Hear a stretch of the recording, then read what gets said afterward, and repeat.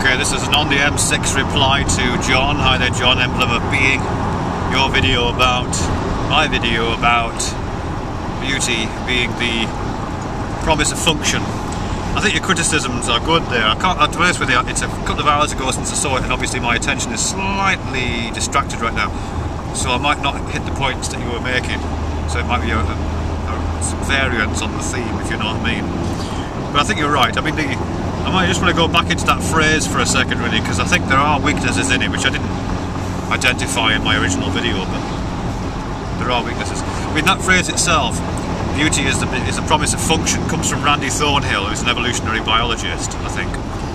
And so let me just adjust the camera. I think it is a radical oversimplification, and I think it's a simplification in the same way that he does something else as well, which I think is just worth mentioning before I talk about beauty. Because Randy Thornhill is also the co-author of a book called something like The Natural History of Rape, or A Social History of Rape, something like that. About 10 years ago he wrote that. Got into a lot of fuss about that. This book was about, as you can probably guess from the title, it gave a kind of evolutionary genetic account of why, you know, why men rape, basically, or why some men rape at least, or why men have a predilection or a tendency to rape. Basically one of those just so stories where you know, the thesis of the book was that in over evolutionary time, men who have been rapists have scattered their seed wider than the nice guys, and so here are all men these days, the children and grandchildren and great-great-grandchildren of rapists, all carrying some trace of the rape gene. I mean, I'm oversimplifying something that was already too simple, but that was the thesis behind Natural History of Rape. And he was criticised for it on a number of grounds. He was criticised obviously on kind of sociological, political grounds, for apparently giving cover to or providing a justification for some men, you know, to potentially plead, you know, like, it wasn't me, Governor, my genes made me do it. You know, it seemed to open the door to that kind of a claim. And there have indeed been that kind of, I don't know if those claims have been made in the court of law, but certainly here on YouTube there was a big discussion about rape, I don't know, a year ago maybe a little bit less.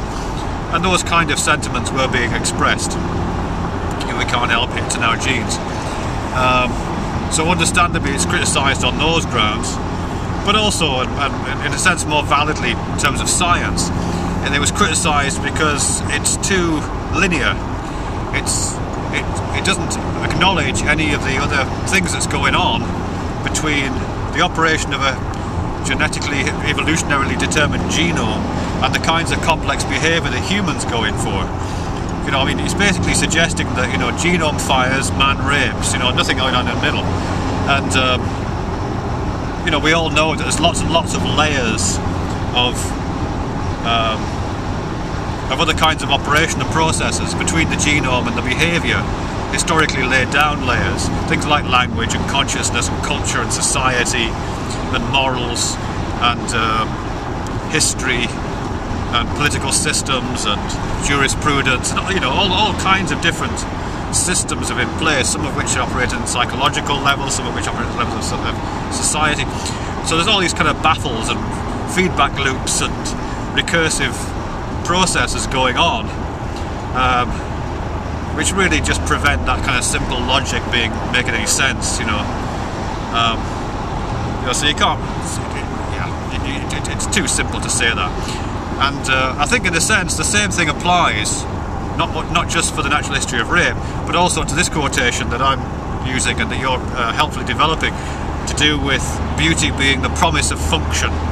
Because what he says there is, I think I'm right in saying, this is, by the way, this is in an essay in a book called Evolutionary Aesthetics, which has got some really great essays in this area. I can't remember the name of his essay, but I mean, basically, beauty is a promise of function means that, you know, during our evolutionary development, you know, when we were barely hominids at all, but basically staggering around for millions of years prior to the evolution of a complex civilization and culture we have now, our survival depended on us being able to identify certain things, things that were functional in terms of our abilities to survive and reproduce, a certain kind of landscape that would support us and provide nourishment and shelter and so on, a certain kind of mate who would offer, allow us to sow our seed and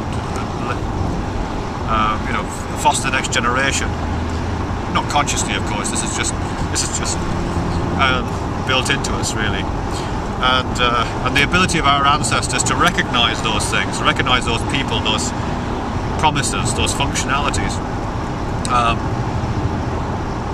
was rewarded by giving us a sense of pleasure and a sense of kind of a buzz and attraction and aesthetic. So we get a good feeling when of a certain kind when we were in the presence of something which might have as I say, given us enhanced survival possibilities or enhanced reproductive possibilities. And that's, in accordance to Thornhill's thesis, that's what's now we might call beauty. We get this experience of beauty because we're thinking, well, we're not thinking, but our organism is responding appropriately, or what would be appropriately hundreds of thousands of years ago. So that's the thesis. But I think, just as I was saying about the natural history of rape, it's too simple. There's all these battles now put in the way, and recursive loops and culture, society, history, language, consciousness, all of those things that prevent it being that's quite that linear. And I think that's in a sense what some of at least of what you're getting at there, John. Because of course, yes, we do find landscapes beautiful, but we also find ideas beautiful. That's a bit weird, isn't it? I mean, the fact that we can find an idea beautiful or elegant, and we use these terms, and we can find things which are ugly, peculiarly beautiful. I mean, some really ugly artworks touch us aesthetically because we can see the beauty behind the ugliness, or we can see the beautiful idea being represented in ugly means. So it's all very complex, and we can even find the idea of beauty beautiful. I mean, even the idea that we can find something beautiful, we might find beautiful. I mean, I'm just reminded of the example you gave. I think you weren't talking in these terms, but you were describing, going out for a meal, being invited out for dinner, and what an attractive proposition that is.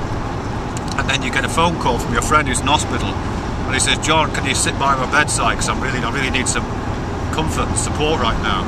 And so you give up the promise of a steak dinner and I don't know, whatever else was on offer at this particular party. You give that up and you go and sit at your friend's bedside, even though it's not obvious what the attraction is there. But if you were to say which of those two scenarios is the most beautiful, not attractive but beautiful, it's probably the second one. It's unlikely that someone would say, "Oh yeah, going out for steak dinner, that's a really beautiful idea." Whereas I can easily imagine someone saying, "Oh wow, this guy gave up an opportunity to have a great time just so he could sit by the bedside of his friend who was in hospital. That's a really beautiful thing to do." I can easily imagine saying that.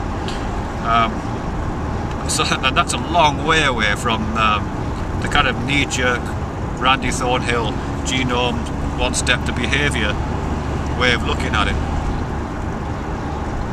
I suppose the only other thing I'd say in this is when I was, because I couldn't remember Randy Thornhill's name, so I googled that phrase, "beauty is a promise of function," as you may well have done, and one of the first things that comes up is not the Randy Thornhill quote, it's a quotation from Stendhal where he says that beauty is a promise of happiness.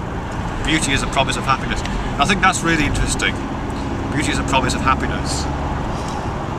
Because in a sense, I think, just to relate that back to some of those examples, when we look at the landscape, particularly the kind of landscapes that you find in calendars, really easily accessible landscapes, there is part of you, you might not think consciously, but it's kind of thinking, "Oh yeah, I could be really happy in that landscape.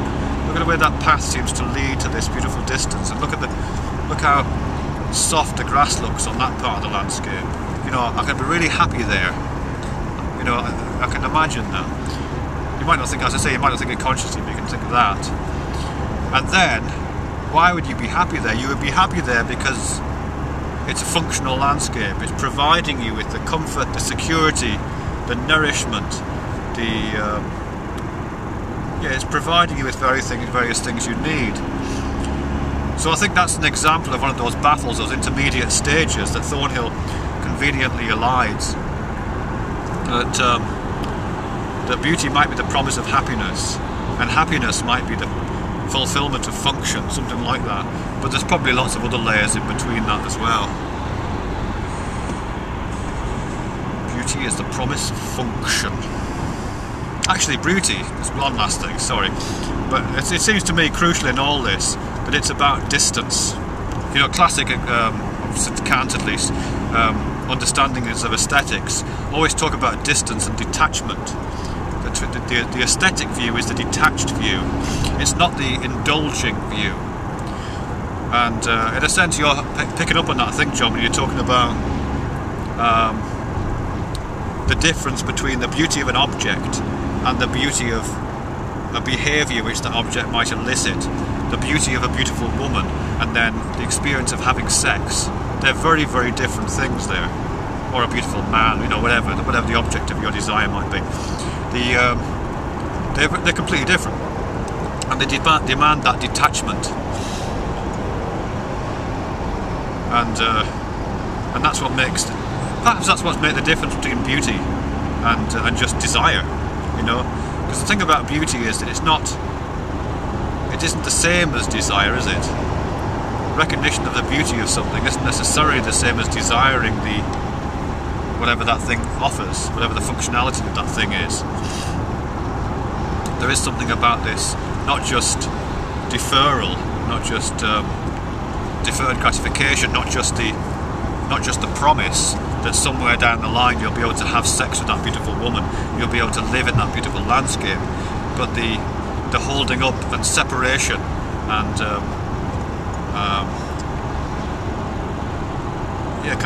kind of radical separation of oneself from that landscape, from that woman, from that desire, so that it becomes perceivable as an object, always separate from its functionality and from your engagement with it. Maybe. Anyhow, thanks for the response, John. I enjoyed that.